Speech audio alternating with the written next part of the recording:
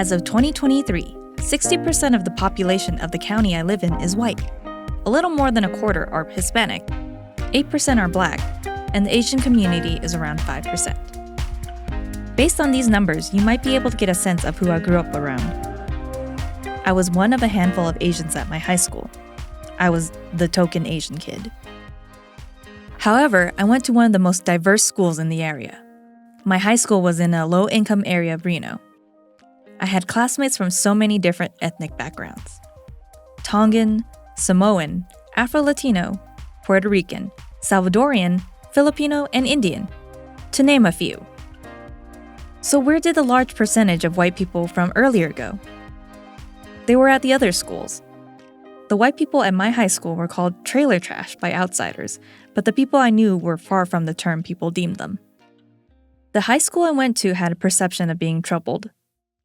Disagreements in the form of physical altercations would make the news. Today at Hug High School. Our nickname was Thug High. Hug High School is trying to get back to normal after a student armed with knives was shot by school police. Wednesday, a school police officer shot a 14-year-old who was swinging a pair of knives at fellow students. A warning to our viewers, this video we're about to show you contains graphic violence. Videos posted to social media showing at least 3 fights taking place on campus. There are some very graphic videos being posted online right now. We're going to play one of those videos now. Again, it is very graphic. It always felt like the media was targeting the school for stories, but would rarely hear of similar accounts at the other schools. The school was tied to a stereotype that has yet to be changed.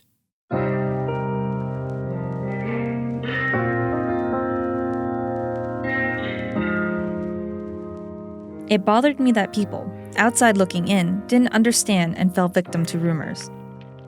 People that didn't go to my high school would look at me surprised whenever I mentioned what school I went to. Were you ever scared? Were there shootings every day? Confused, I would have to sadly correct them each time. No, I would tell them. I was never in danger, and I never felt afraid going to school there. It's so important to question who is telling our narratives. Are all voices heard when stories like this are being told? A lot of organizations and leaders, they don't want to embark on this work because they're scared that it'll tell them something that they don't want to hear. As someone who dedicates their time and efforts to advocate for inclusive and diverse change, Lily Zheng is someone who knows very well the need for complete and equitable conversations. Welcome, Lily. Can you tell us a bit about your background and whatever you're comfortable with talking about as far as like ethnicity and heritage goes? Sure, yeah. So I'll just share a whole laundry list of identities, but I am a second generation Chinese-American, queer, trans, non-binary person. So yeah, that's probably good to start, but I'm happy to dive into any of those, probably more during this conversation. We're going to dive into it a little bit. So do you mind talking about kind of how you view your identities? I mean, besides being Chinese American, you're also a member of the LGBTQ plus community. And how do you kind of navigate those different identities? So I'm assuming you're asking because, typically, at least in I think stereotypical conversations about, race, ethnicity, and sexuality, there's often some tension between sexuality and, being Chinese American. And I think while that's not the case for everyone, that was my experience for sure, right? Like there was definitely some challenges around navigating both of those identities at the same time, in the sense that, like many folks who have this intersection of identities, I felt like I had to pick. It felt like I was often too queer or too trans to be in Chinese spaces, and then, too Chinese to be in stereotypically white LGBTQ plus spaces. So absolutely, there's been some tension in my life navigating these identities, but I think I've navigated it just by really adopting this idea from, I think, the queer communities that I've been with called a chosen family, where I spend time with the people who see me and respect me in my entirety for all of my identities.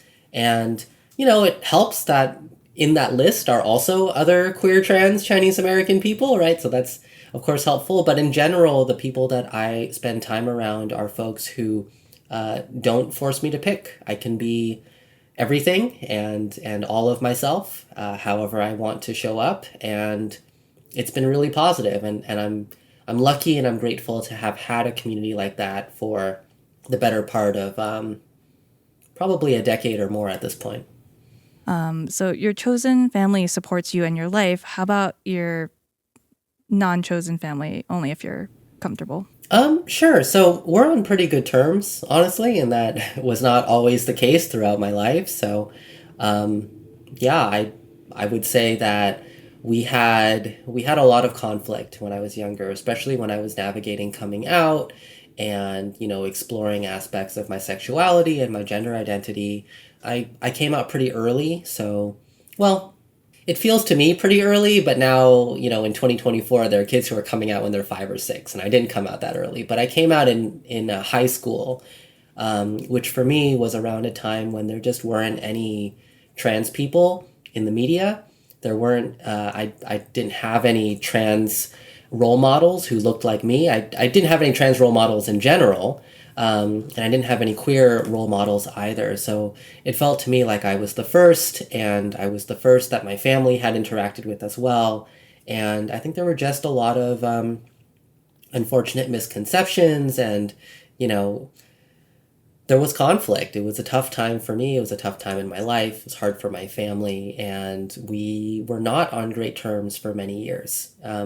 That did eventually change. Things did eventually get better, but it took quite a few years of us working on that relationship, and things are a lot better now than they were, but there continues to be, it's an active journey, right? Trying to build and maintain these kinds of relationships with my parents, now that, we're all adults and we're all going through our own experiences. Let's talk about your work. You are a diversity, equity, inclusion strategist. You also are an organizational consultant and speaker on DEI. What does that mean? Yeah. So very simply put, I go into usually companies, but I also work with nonprofits and government orgs as well as higher education institutions to become more diverse, more equitable, and more inclusive. So I essentially help these many different types of organizations become healthier, better places to work for everybody. And oftentimes that looks like a combination of working with their leadership, helping them design new processes or policies or practices, improve their company culture. Sometimes there's training and education involved. It's a pretty broad umbrella for a large set of different work that I do with these companies or different types of organizations to become healthier places to work. And what got you into this type of work? Well, like many folks in this industry, I was motivated by my own experiences of being mistreated or being misunderstood or experiencing discrimination, and then thinking, well, that was awful. I don't want this to happen to other people. And if this is the case where many workplaces are not where they need to be in terms of, many workplaces are still discriminatory or are still inequitable or exclusionary, how can I make things better? And I kind of pursued my own answer to that question throughout my my education. So I got my bachelor's in social psychology and then my master's in organizational sociology, and really took that education to do this work and to be a professional DEI strategist, helping many different organizations at this point in my career become better places for everyone. And what makes a company a better place for everyone to work? Yeah, well, is everyone paid fairly? Are people being discriminated against? Is every manager able to support their direct reports? Are people being promoted fairly? Is anyone being fired just for who they are? Is there retaliation when people speak up about issues? Like, these are all things that we try to fix.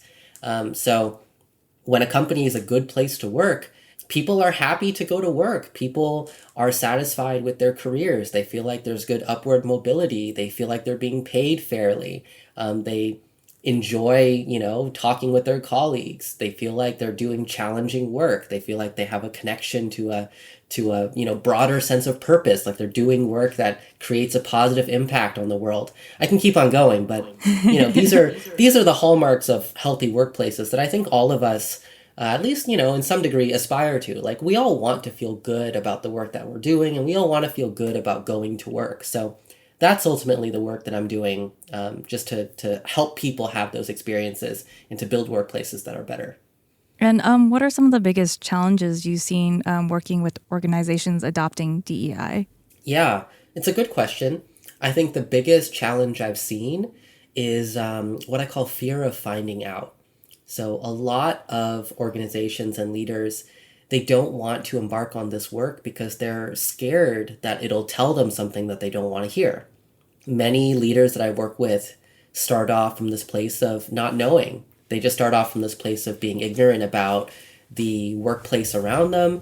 They might be aware of some of the challenges going on around them, but perhaps they choose not to see, or they choose not to pay attention to them. Think of a toxic boss that is not being particularly proactive in making an inclusive workplace, or maybe is even themselves a little exclusionary or biased. If you go to them and say, I want to help you make your workplace better, sure, they might respond, yes, help me do that. But they might also respond, what are you talking about? There's no problem. There is no exclusion. Everything's fine. Everything's great. How dare you accuse me of that? And that tends to be one of the largest barriers that I find, which is, not just the difficulty of changing a workplace, which itself is quite difficult, but the difficulty of convincing leaders to be honest with themselves and really recognize their workplace for all of its strengths and all of its weaknesses, all of its, good and bad. Oftentimes people just want to look at the good. They want to ignore the bad. And over the long term, that does turn a workplace that isn't perfect into a toxic workplace, right? When people can't be honest with themselves and leaders don't take responsibility, it's just not a good place to work. And it doesn't really get much better because people aren't able to make change because folks can't say the truth, right? Folks can't say just what needs to change because people aren't willing to listen. I appreciate your kind of outlook on how you approach it, or at least from what I've read in your bios and stuff, that you come at it from a no-nonsense point of view, that you tell people how it is, and it's pretty straightforward. So I think that really helps in those type of situations where people might be a bit hesitant. Do you find that works really well? Yeah, I do a lot of assessment work. So what that looks like is I work a lot in the realm of employee surveys and HR data. In general, I work with a lot of data. And whenever I work with a new client, especially if we're trying to understand what's wrong with their workplace, I will basically make them a bet. I'll say, look, there is always the chance that there's nothing wrong with your organization. And if that truly is the case, you don't need me. If there's nothing wrong, I'm not going to make you pay for me. I'll just step away because I'm not going to make you pay for help you don't need. But if we do find something that does need fixing, I want you to commit to helping me fix these things. Because before I go into an organization, sure, maybe there's a reputation, maybe folks have told me things, maybe I can read things on Glassdoor, but I really truly try to stay agnostic. I don't know what I don't know. And so I ask the people I work with to try to take the same point of view, to say, look, we're going to survey, we're going to collect this data, we're going to find out what's going on. And I am always open to the possibility that everything is already great. I'm also open to the possibility that things are not great. So let's be agnostic, let's see what happens, and commit to taking responsibility for whatever we find. And to be fair, I've never found an organization that's completely perfect, but I'm open to finding one. What I usually find is that it's not all terrible. Usually they do have lots of strengths. And I'm not going to fix a problem that doesn't exist. If their hiring process is incredible, we don't need to work on hiring. If their promotions process is really rigorous, we don't have to work on promotions. What we find that is broken is what we end up focusing on. And I think this approach that isn't just telling leaders without looking that everything is broken and everything needs fixing, but instead, meets them where they're at and says, let's genuinely recognize your strengths and your weaknesses, works pretty well. Every organization has their own unique combination of, their own strengths and their own weaknesses. And it's about taking responsibility for your unique organization and doing your best to fix it. What is the significance and importance of incorporating DEI into not only work, but in your life and into society? Okay, interesting question. So when I think of DEI, I think of it less in terms of like an ideology. I don't think it's an ideology. I think it's a set of outcomes that we aspire to. And those outcomes are, we want the organizations we build to be diverse, right? To represent a broad range of people, not just one type of person. We want the organizations we build to be equitable. We want them to be fair. We want them to meet everyone's needs and to make sure no one's being mistreated. We want them to be inclusive. We want them to be respectful and safe and make everyone in them feel valued. So taking those principles, of course that applies to life as well. We don't just want to be surrounded by the same kinds of people, right? We don't want to be surrounded by yes men or people who look and think exactly like us. We want to be surrounded by people who can push us to think about new perspectives and who bring their own outlooks on life into our lives. We also want to be treated fairly, right? We don't want people who discriminate against us or people who give us preferential treatment just because of who we are. We want people who treat us fairly and recognize our unique needs so that, we can all show up for people the way that we want to be shown up for. Of course, we would all want to be included by those around us. We want to feel safe around people. We want to feel respected. We want to feel valued. What have you learned doing this work, either about yourself or other people? So I've learned a lot of positive things. I think I was expecting when I first started doing this work that there would be a very clear divide between people who were pro-DEI and people who were anti-DEI. And I've been very pleasantly surprised. I think what I found in my career is that the vast majority of people, I would say at least 70-80% of people, they care about fairness. They want their workplaces to work for everybody. I think they don't always articulate being pro-DEI because of how much misinformation is floating around. I think the pure bigots, like the people who genuinely are not good people and they don't want things to be fair, I would say that's like 20% or less of people. Like they're an extreme minority, but they're very loud. They're extremely loud. They're very good at dominating the news cycle. And they're very good at making people scared. And I think fear is something that I underestimated early on in my career. But I've begun to realize in the last 5 years just how powerful fear is at making people terrified of something that they don't even understand, right? Like so much of the anti-DEI pushback right now is just because people are scared of what they don't know. And people put forward so much misinformation about DEI that people think DEI and they're like, oh, I don't know. It's something about giving unqualified candidates jobs, and I don't know about that, and I'm kind of scared of it, and I don't like it. But there was a recent survey which came out, which showed that if you just defined DEI, 70% of Americans support it. Like, just if you define it. Now, if you don't define it, it turns out still a majority of Americans support it, 60%, right? But that lack of definition, right, sways even just 10% of people to be like, well, now I'm terrified of it. Now I don't know what it is, right? And I think that just illustrates my point really strongly, this idea that misinformation can be such a game breaker when it comes to this work. Because in my entire, experience, like, this is not controversial. It doesn't need to be controversial. Like, this is universally beneficial work. Like, we just want people to be treated fairly. This should be just as boring as, like, IT. This work is just about giving everyone a fair shot.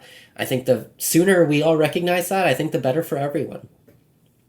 Let's go back a little bit and talk about you. What inspires you, or who inspires you?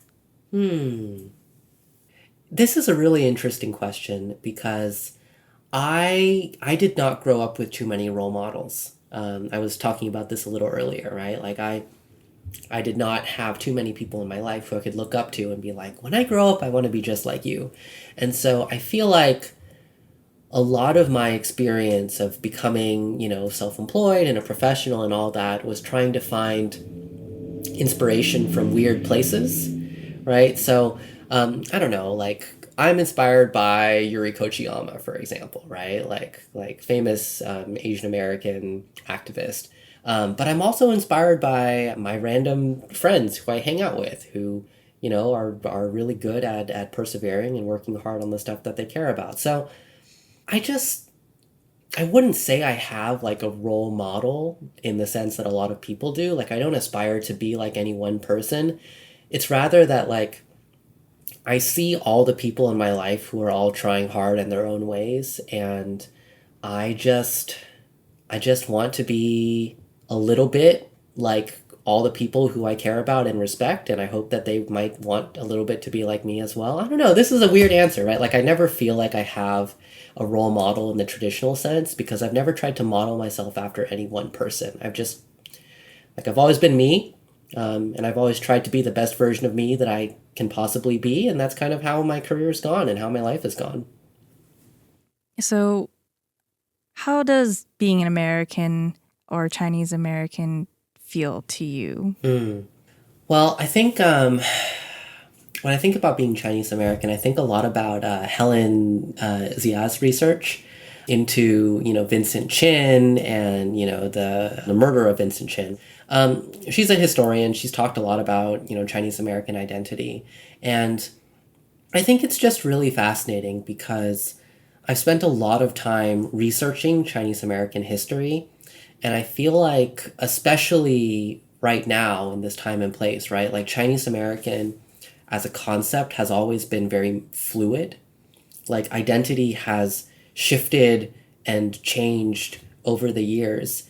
And it feels often that as a Chinese American, sometimes it doesn't feel like we are as in control of our own cultural identity as maybe, the dominant socio-political forces are. Like I remember there was some really interesting historical research that I saw in World War II, where the Chinese Exclusion Act was repealed because the US was allied with China suddenly against Japan. And then suddenly Chinese Americans were thrown into the spotlight of, oh, now we're good, but now we have to define our identity as not Japanese. So Chinese Americans became really vocally anti-Japanese because we had to define Chinese American identity as oh no, we're the good kinds of Asians, and like you're just mad at the bad kinds of Asians. And then after that, right, when you look at China's rise as a global superpower, then suddenly Chinese Americans were the bad kinds of Asians again. And then suddenly we were the enemy. And if you look at COVID, for example, and then all of the anti-Chinese discourse, look, we're the bad Asians again. And so it's always felt to me like Chinese American identity and Chinese Americans have largely had this very passive relationship to our culture, where we don't understand our culture until there's some external attack. And then suddenly we're like, I guess we are all Chinese American. Maybe we should organize or do something about it, which is a shame. There's just so much around what it means to be Chinese American. And I think even right now, I don't know, like I talked to some folks and they're like, well, COVID's over, so hopefully no one hates Chinese people anymore. And I don't think that's the right way we need to be seeing it, right? Like it's this, like we can't be passive about our identity. We can't pretend like Chinese Americans can just not talk about identity. Like, I just know, like, China's going to do something, some other thing's going to be, like, it's only a matter of time before white supremacy decides that Chinese Americans are the bad Asians again, right? And so, like, we need to be much more proactive about this sort of stuff. Like, we need to be thinking and organizing together and recognizing our history and saying, look, nothing good happens from wishful thinking and pretending that we can, I don't know, pretend like we're white or something, right? Like, we need to be organizing and to be advocating for our communities, to be advocating for resources, to be advocating for fair treatment in our workplaces. Like, this is all stuff that can't wait, right? Like, this is urgent. This is important. That was my conversation with Lily Zheng, a no-nonsense diversity, equity, and inclusion speaker, strategist, and consultant who specializes in creating diverse equitable and inclusive workplaces through hands-on systematic change. You can find out more about Lily at lilyzheng.co. That's LILYZHENG.co.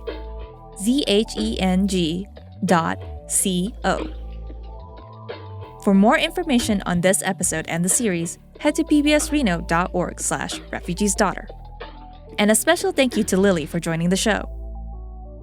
Subscribe to Refugee's Daughter wherever you listen to podcasts and give the show a rating and review.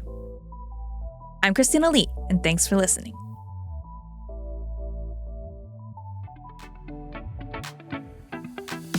This episode was written by Christina Lee, with production help from Divergent Point Media. Refugee's Daughter is a presentation of PBS Reno.